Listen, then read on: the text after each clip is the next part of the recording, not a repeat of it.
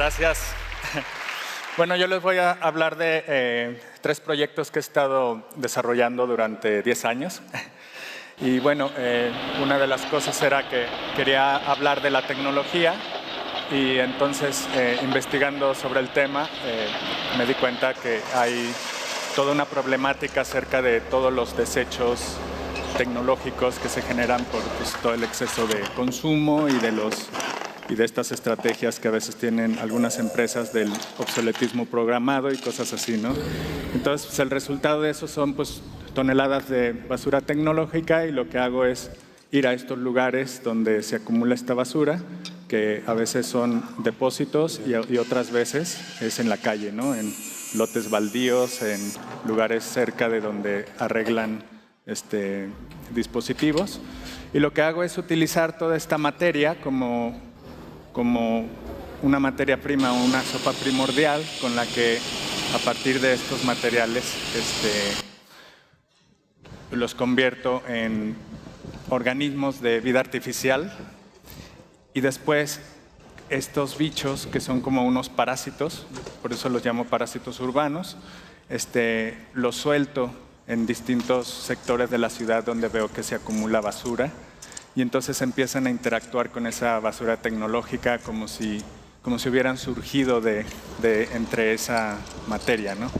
Y un poco también estas nuevas formas de vida pues nos hacen pensar acerca de cuál es el manejo que estamos haciendo con los residuos y cosas así, ¿no?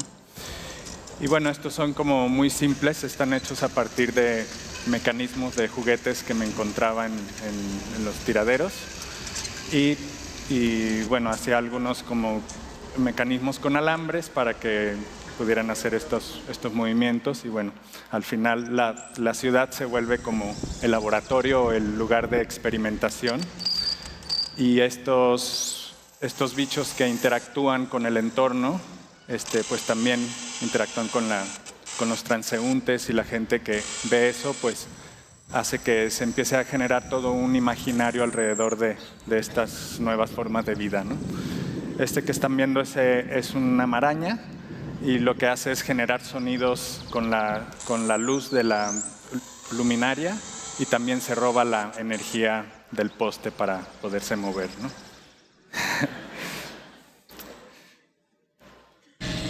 Y bueno, hay varias especies. Cada vez que fui desarrollando nuevas especies, yo y el equipo de trabajo, que son ingenieros en robótica, gente que sabe de sonido y cosas así, pues empezamos a hacer que estos parásitos empezaran a evolucionar y que se pudieran adaptar cada vez más al medio, ¿no?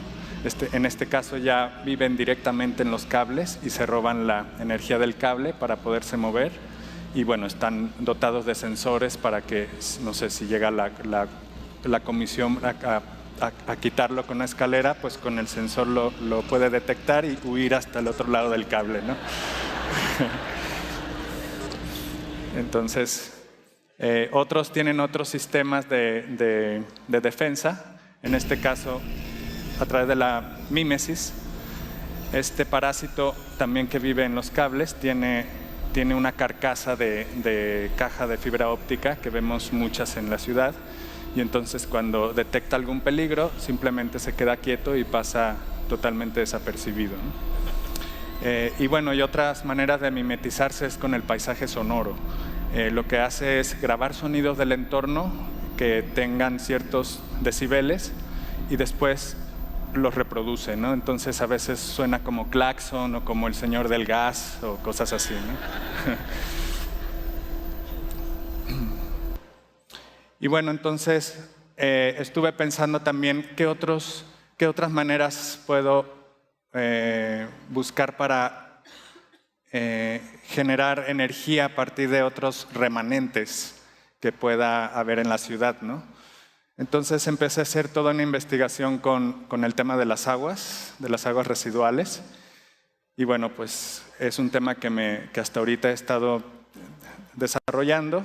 Y bueno, empecé con este proyecto que se llama Plantas Nómadas y es justamente otra forma de vida, pero es un híbrido.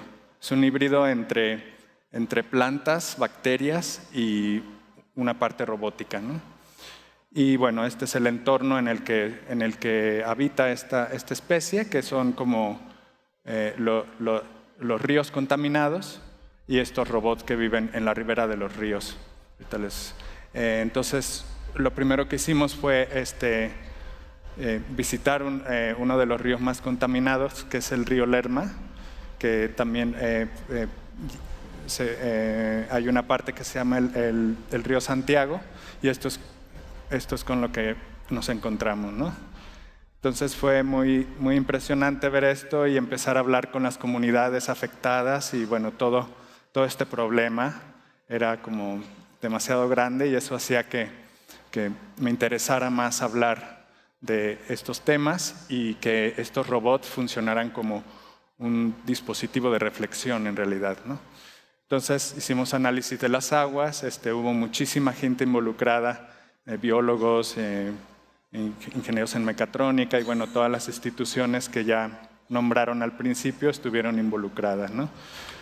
Y bueno, hicimos la construcción de este bicho, que fue alrededor de 5 años de desarrollo, porque bueno, es muy complejo, porque al final pues tiene que sobrevivir en un entorno que es cambiante y tiene que reconocer el entorno, buscar el agua, y esto es como el resultado, ¿no?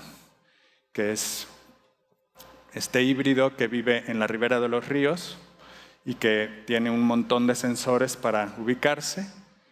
Y entonces una de las cosas que más me interesaba era soltarlo un mes y estar monitoreándolo y observando cómo interactúa con el medio ambiente, un paisaje que estaba muriendo, y cómo esta nueva especie hace que se pueda transformar esta contaminación que hay en el agua en energía. Y esa energía es producida por las propias bacterias que hay en el agua. Entonces, lo que hace es que con una trompa lleva esas aguas hasta unas celdas de combustible microbianas, que vienen siendo como unas pilas biológicas, y ahí esas bacterias que recoge con el agua y los residuos empieza a hacer un proceso metabólico, y entonces genera electricidad para aportar energía al robot. El robot ayuda al ecosistema a mantenerse en equilibrio y pues transforma esta muerte en vida, ¿no? Y bueno, y la cosa más interesante, que era justo para lo que íbamos, era ver cómo empezaba a haber una interacción también con la comunidad.